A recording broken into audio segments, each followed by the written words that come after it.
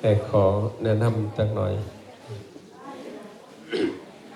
ใส่บาตรพอออกไม่ออกอาจารย์เห็นพวกเข้าสลายมักเสียวดอกไม้มานำแต่ว่าอย่าเอาไปใส่บาตรเด้อดอกไม้เด้อดอกไม้ถูกเทียนนะเอาใส่บาตรมันปนเขามันสันบ่ได้แต่ว่า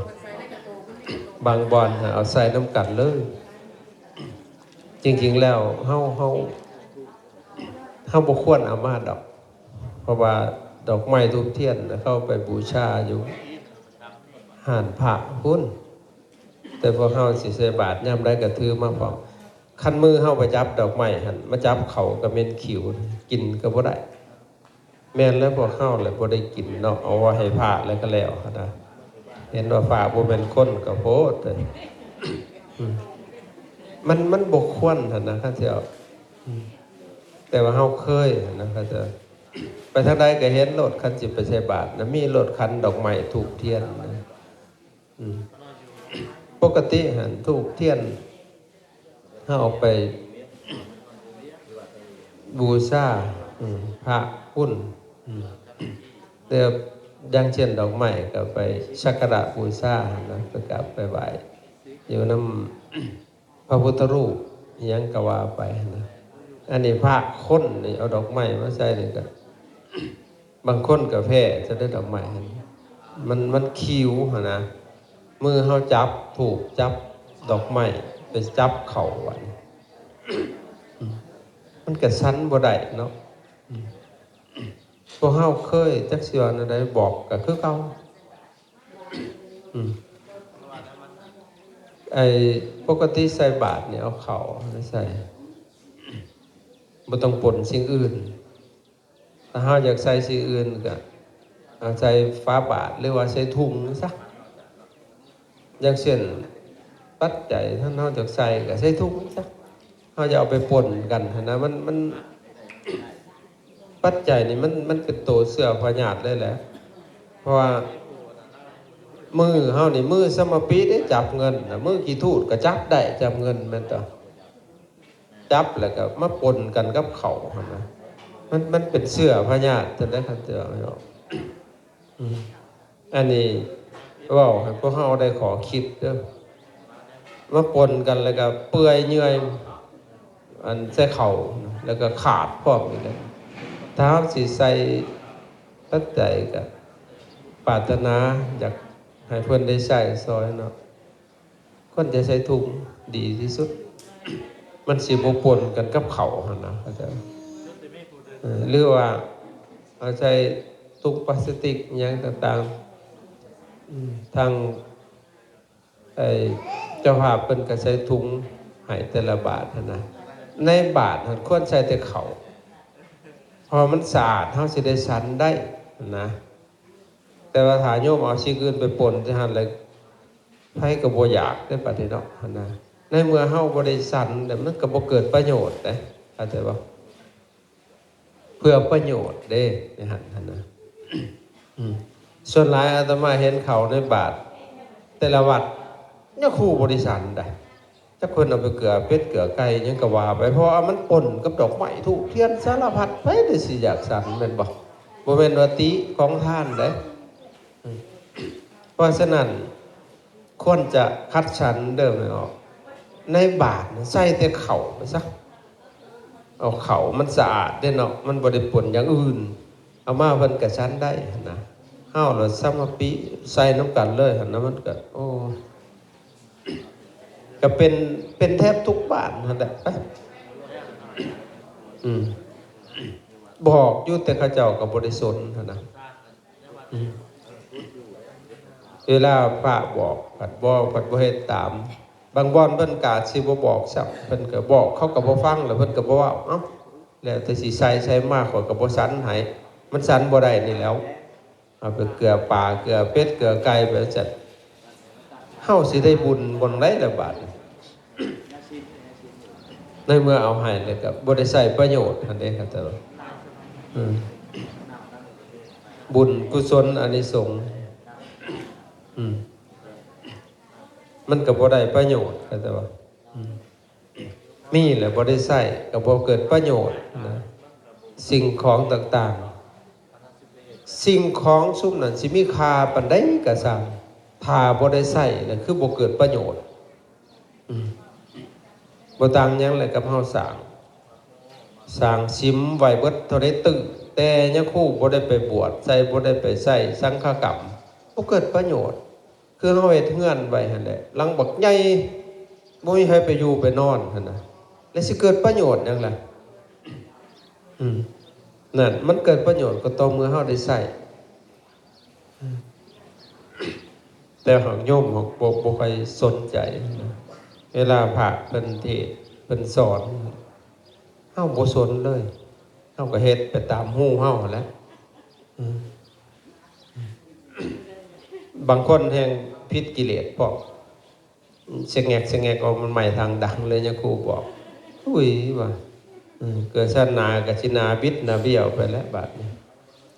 สิเป็นคนแหล่คนดำแล้วคนโกรธคนเกลียดมันบ่ได้เป็นตะเบิ่งนะเบิ่งหน้าว่ามันลิงตดแล้วนะโอ้ไม่ใหญ่บ่นะไม่ใหญ่เราโคตรขาบ่ได้เลยมาเห็นกันบาดเนาะไม่ใหญ่ที่โก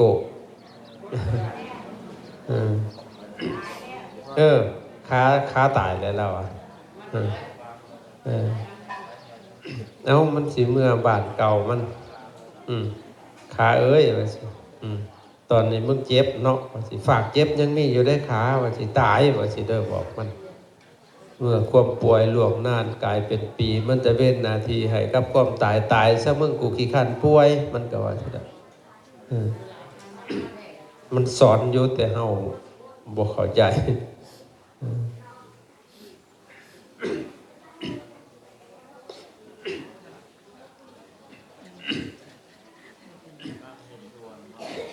ใส่บาตรอาตมาไปเห็นอยู่บ้านก็เจ้า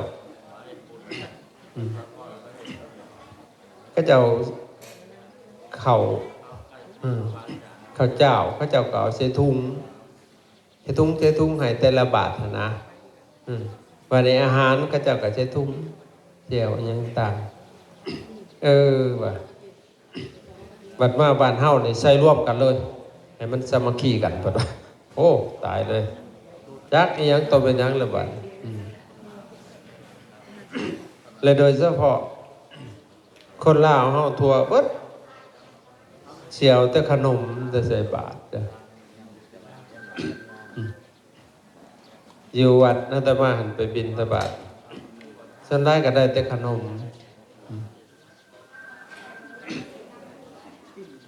บ่มีหายที่ของลูกอมผู้ปันเอาจริงๆแล้วหันเอาอาหารใส่สิเป็นประโยชน์เฮาบ่ได้ไปวัดบ่ได้ไปจังหันจังซี่นะได้อาหารใส่บาตรเพิ่นก็สิได้ไปชั้นหั่นตัวได้แจวได้ผักได้อาหารว่าจะต่อไปใส่ถุงใส่หยังให้ก็สิเกิดประโยชน์แต่ว่าเฮาแล่นแต่ขนมโลดนะ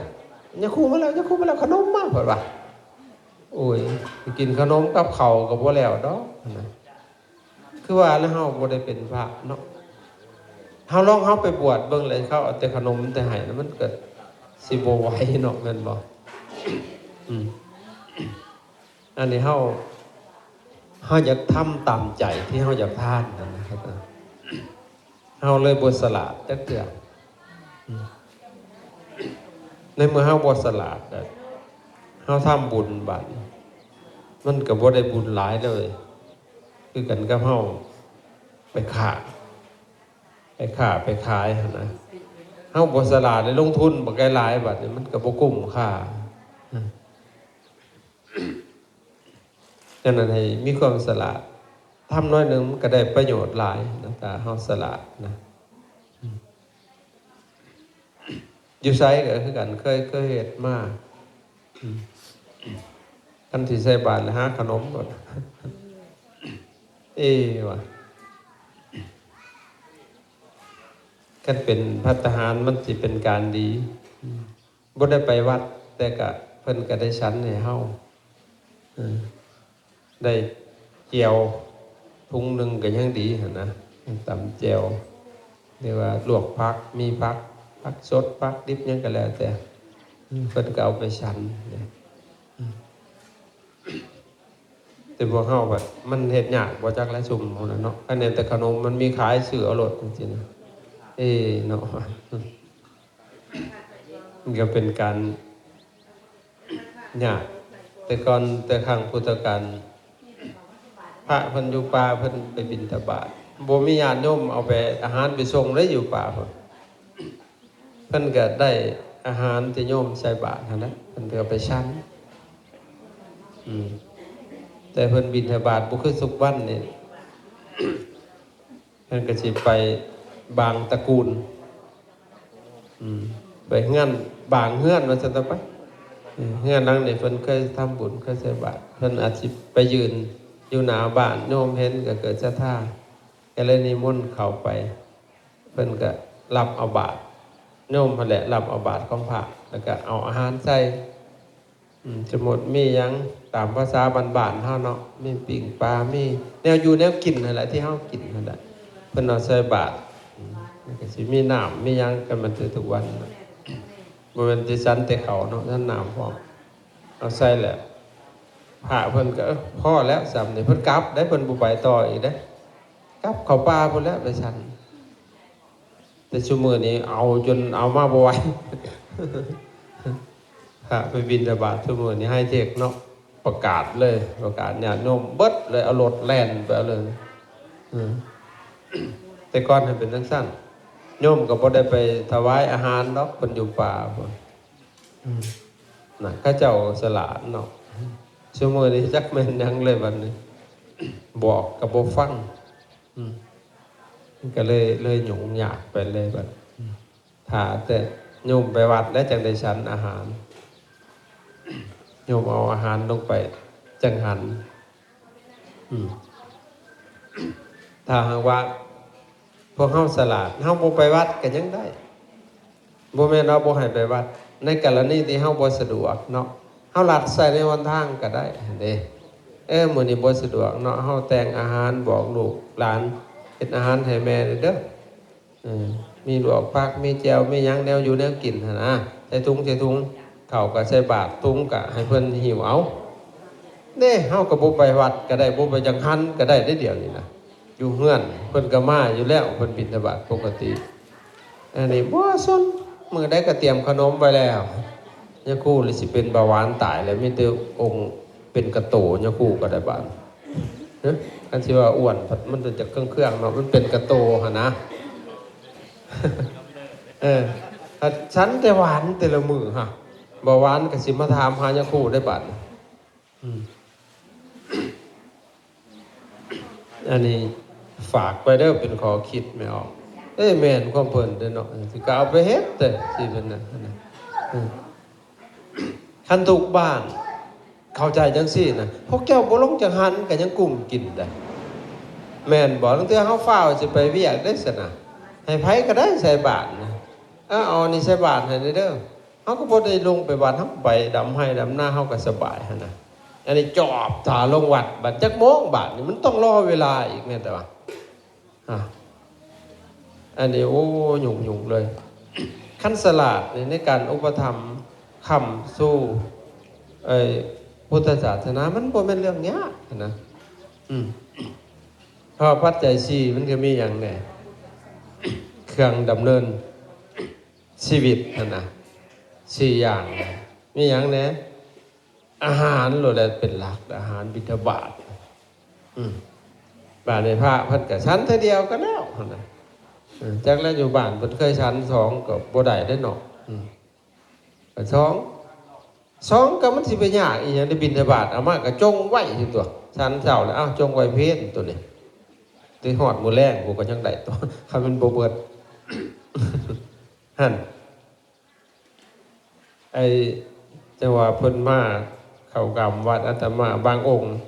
ตื่นเฮ้ยมาฉันเตือเดียวบ่ไหวขนาดเป็นกระเพาะเพิ่นดอกเมื่อพระในวัดข่อยบ่มีกระเพาะเนาะเพิ่นก็บ่ไหวพิษเราที่แท้มันตื่นดึกแล้วก็ ฉันถือเดียวเพิ่นบ่ไหวเพิ่นบ่เคยฝึกนะเพิ่นก็กลับ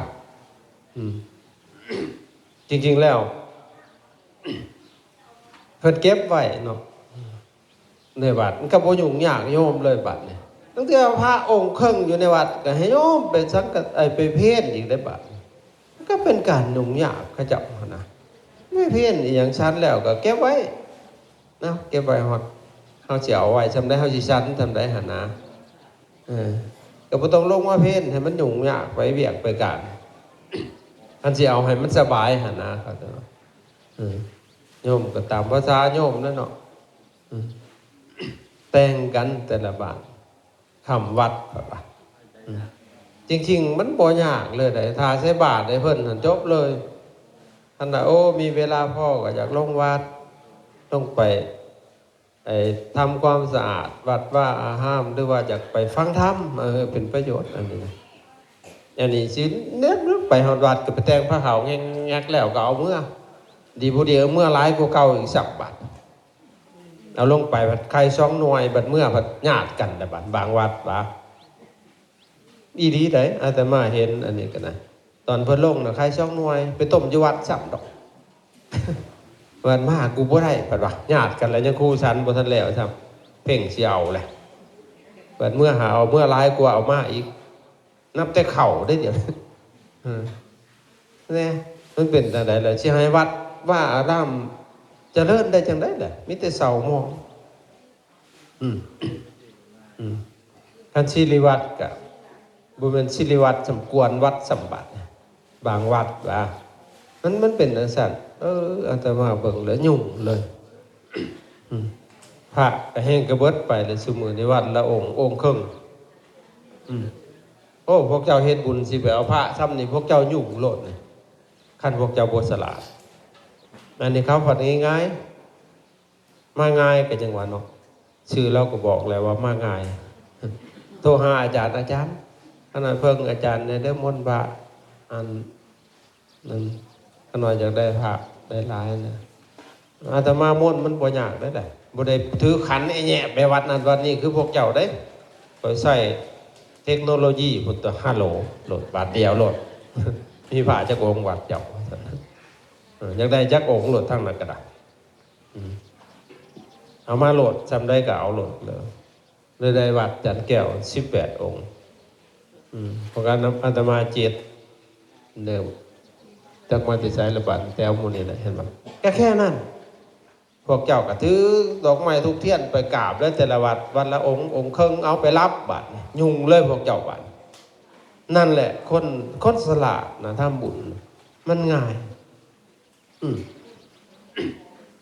แล้วว่าทำเพียงก็ง่ายครับพระมาเข้ากลับบาตรมาทั่วประเทศเอาทุกแขวงสิยากยังมาลัดเอาบนเดียวเลยบาตรจะเขียนบุญเห็นบ่ปีก่อนนางร้อยเฮ็ดเอาเมื่อเบิดในวัดก่อนเป็นสิเป็นร้อยพวกทางโยมพ่อมันก็สบายแหละแต่พวกเฮาวัดไปม่วนพระนะยากเด้บัดหมู่เพิ่นมากินทันทีจักแม่นอีสังเลยบาดบ่กินซื่อๆหากเฉพาะพิษกันพ่อบุญเฮานะเสียงมฤคือคืนเมืองบ้านสิทุกตายคือจันแก้วว่านะบุญเพิ่นได้บุญใหญ่เพิ่นได้น่ะเห็นมันง่ายคันเฮาสละในการทำบุญแต่ว่าอาตมาก็สุภาพเดินถ่าใส่บาตรแล้วตอนพ่อเสียมันเสียฉลาดเลยพ่อก็ตายแบบฉลาดเลยตายตอนพอเฮ็ดงานพอก็นิมนต์พระลงไปเบิดบ่ได้ยากเลยรัดเอาบทเดียวเลยงานศพเพิ่นบ่ได้ยากสักศิริวัตรบกล้าเขามาไก่ไว้2เวิ้นอยู่นอกคนอาตมาเอาเขามาบ่มีพิธีหยังดอกค่อยง่ายแต่ชาวบ้านที่บ้านชาวบ้านแถวนี้สิเป็นคือกันบ่บุเตรียมธงมาโลดเด้นับแต่เฮือนดีก็บ่ได้ยังเลยสิมาเอานับแต่ปลาแดกไปสื่อแนวกินแซ่บๆจากให้จุเพิ่นได้กินได้จุเพิ่นเอากระปุกมาเลยมาใส่ปลาแดกเมื่อเลย อาหารเต็มรถเอาเมื่อนั้น พระเจ้าก็สาเตรียมถุงมาโหลดได้โอ้คนมันคือเป็นจังซี่วะเป็นเลยไม่แต่ญาติแต่ของก็เป็นเห็นแก่ตัวแทนที่สิมาซอยกันเนาะแบบโบราณเขาเจ้าย่ามคนล้มคนตายเขาเจ้าสิหยุดเวียกเปิดดำหน้าก็หยุดมือน่ะไปเฮือนดีคาล่ำเด้เพิ่นว่าหยุดที่จริงหั่น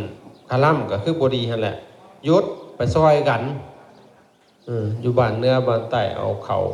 เอาน้ำเอาแนวกินนั่นแหละไปซอยกันเขาทุกข์เขายากกันเด้อันนี้พวกเฮาผัดไปซอยกินบาทเนี่ยจุบ่ต้องเฮ็ดกินได้อยู่เฮือนเฮาเพิ่นว่าไปเบิดมีเท่าใดก็ได้มันเป็นจังซี่เอาเข่าไป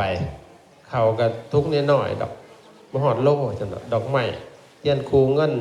10,000กีบชาทุกกุโมน้ำเด้อเพิ่นว่าบัดสิเมื่อใช้ละสูเพิ่นว่าเอาหลายกว่าซ้ำเพิ่นไปซื้อพวกไปเห็นแต่ละบ้านแท้นี่ก็จักว่าคือกันกับบ่จักแหละ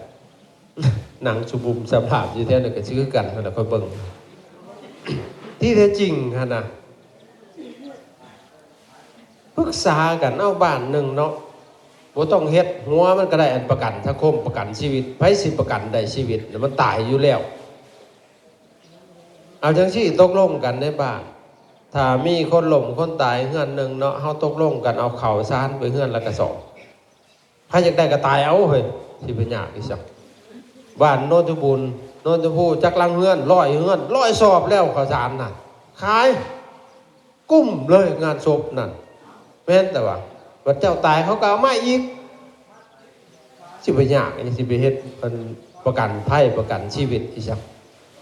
ทำนำก็เรือทีบแล้วแม่นแต่ว่าต้องลงกันที่สมมติว่าเอาเขาลอยเขาอันเฮือนแล้วก็สอบเงินละเท่าไหร่บ่จำกัดแต่เขาสิเขียนไว้ได้เจ้ามาเท่าไหร่เขาก็กลับให้เจ้าเท่านั้นเดี๋ยวเงินเจ้า10,000บัดเจ้าตายเขาก็ให้10,000จังซี่นะแต่ว่าคันบ่อยากตกลงกันแบบเป็นทางการว่าเท่าใดระบุนะแต่ว่านั่นมันก็ดีเลยกันเฮ็ดนั่นนี่เนาะอันนี้ก็ไปเจ้ากระทุงนึงขอกระทุงนึงคืนหาเจ้าคือเก่าหั่นแหละดอกไม้ผู้นึงเงิน10,000ขอยก็สิไปกินคือเจ้ามากินข่อยหั่นแล้วเว้ยนี่มันเกิดประโยชน์หยังล่ะตะกี้เป็นหยังเพิ่นจะใช้ถุงน้อยๆไปเพิ่นบ่มีกระสอบตะกี้เขาแต่บอกใช้ถุงห่อไปซุมื้อยืดยังกระสอบเอาไปซอยกันกองเต็มเฮือนดูก็เอาไปขายผู้ตายก็เบาเลยเบาใจเลยทุกข์ยากอยู่หั่นน่ะถ้าบ้านถ้าเมืองมาซอยเด้สิบ่เกิดประโยชน์บ่อันนี้น่ะหาแต่แนวสิกินกันได้เดี๋ยวนี้โอ้ยุ่งเลยอันนี้เว้าสู่ฟังเด้อพระเสียวไปเฮ็ดก็เฮ็ดก็เป็นประโยชน์นะแต่ละบาท